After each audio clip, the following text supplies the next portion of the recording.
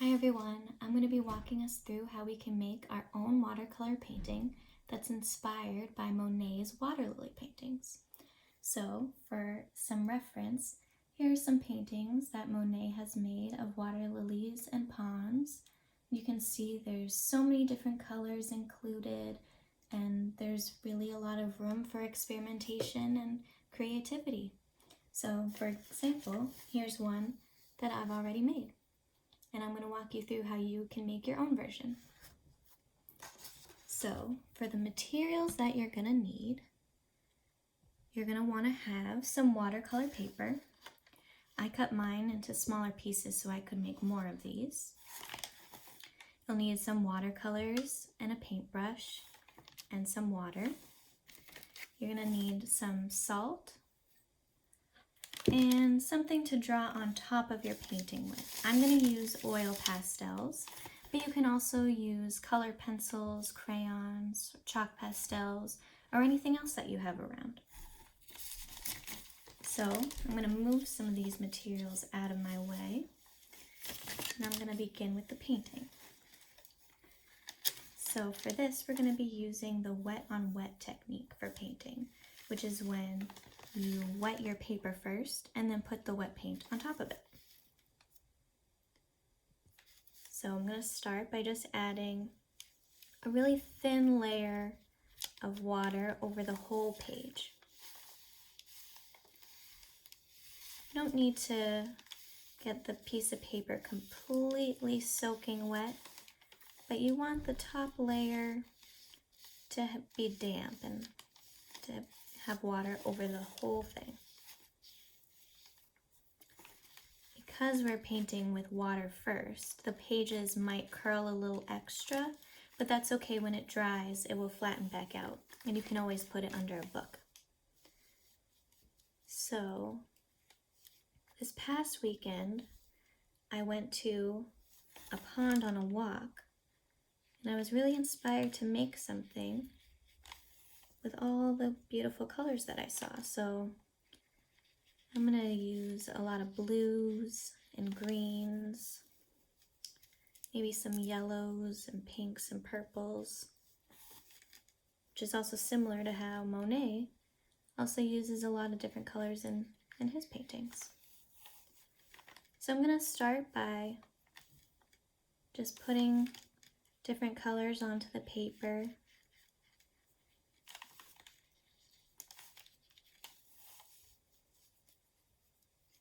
And when I mix them, I'm only going to mix them a little bit. I don't want them to get all mixed up and become one color.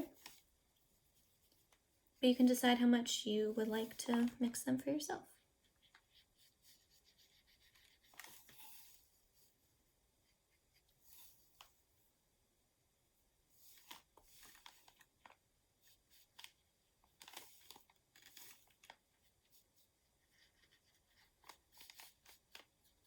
I'm just going to keep adding paint into different areas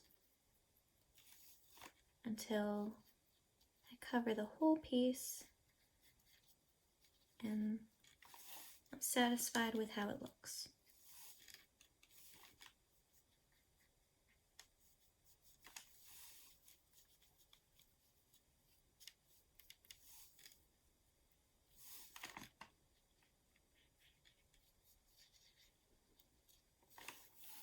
I'm always careful to not mix my colors in my palette, so I rinse my brush off with water in between getting a different color each time.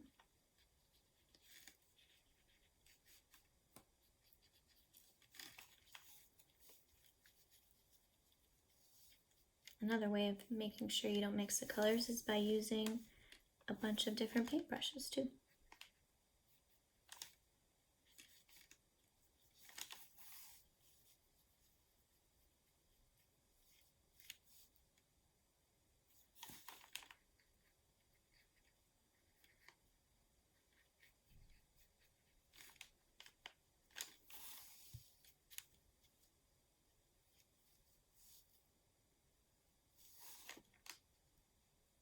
I want some of my colors on my paper to mix a little bit, so I'm going to do a little bit of blending.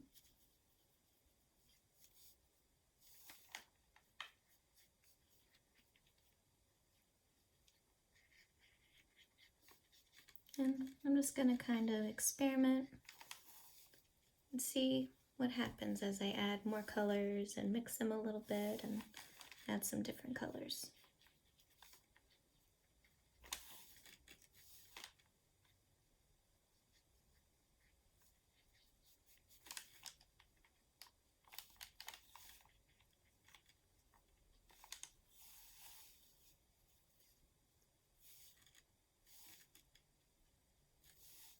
All right, so I'm going to do some final touches to make sure I've covered all areas of the page.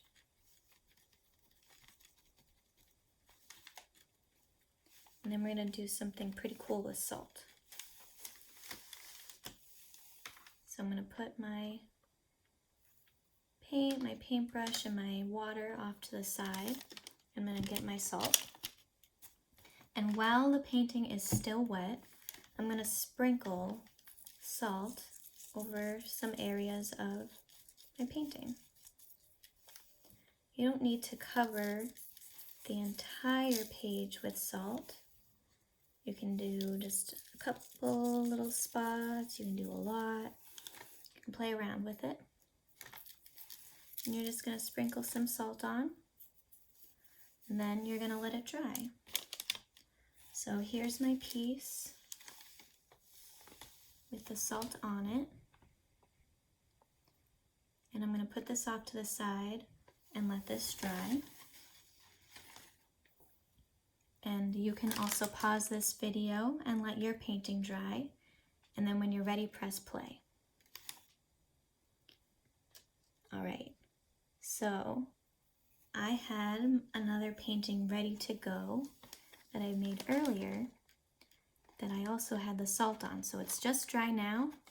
And now what I'm going to do is back into my little bowl. I'm going to just gently rub the salt off.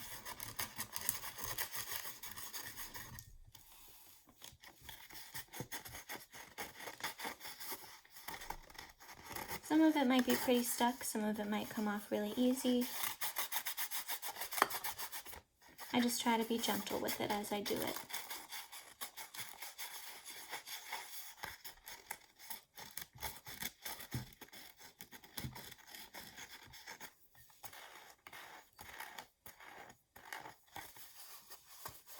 Could also do this with a tissue or a soft paper towel,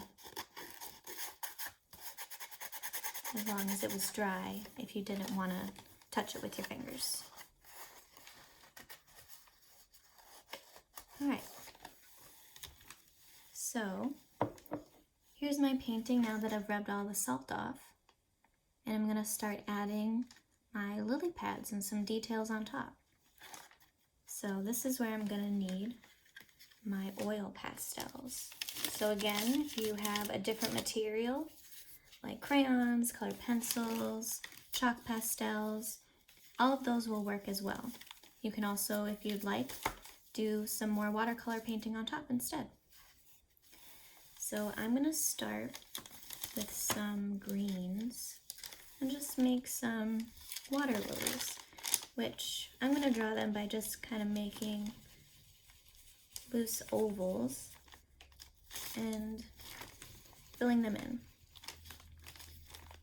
I really like how Monet's paintings are a little abstract, a little bit fuzzy. So for mine, I'm gonna let some of the lines be a little bit messier, kind of like that one. And I'm hoping it will kind of look like it's a bit blurry and as if the water is making a reflection. So I'm gonna make some lilies and lily pads in different colors. I'm going to use a little bit of a bluish green now. Just add these in different spots.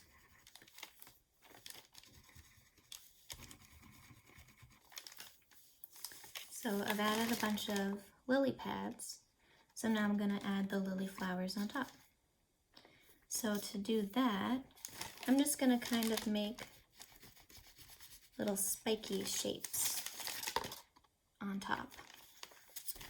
And I'm going to just put them on different lily pads in different colors. I did pink, so I'm going to do some purple.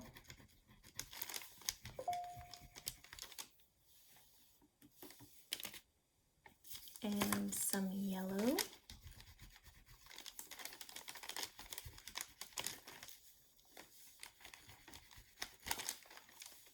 And then I'm also going to go back over some of these and mix the colors. So I like the pink with the yellow, so I'm going to mix that here and with the purple too.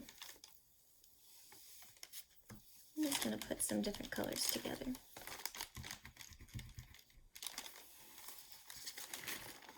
So now I have a bunch of water lilies on lily pads. And I'm going to add a little bit of detail in the water. So I'm going to take a blue and just do some light, squiggly, curved lines, kind of like water ripples. So you can see some of the water ripples I've done.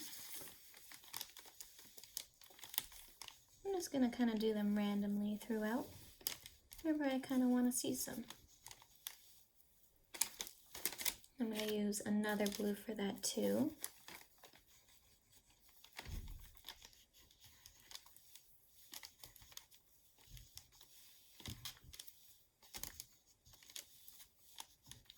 I'm also going to do it with white. I think it makes it stand out.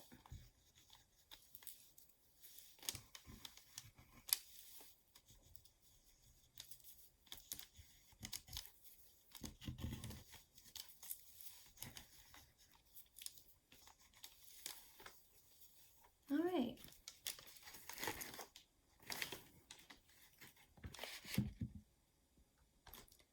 Now we have a nice watercolor painting, and we got to use salt and maybe even some oil pastels as well to make it. So I hope you had fun. Thanks.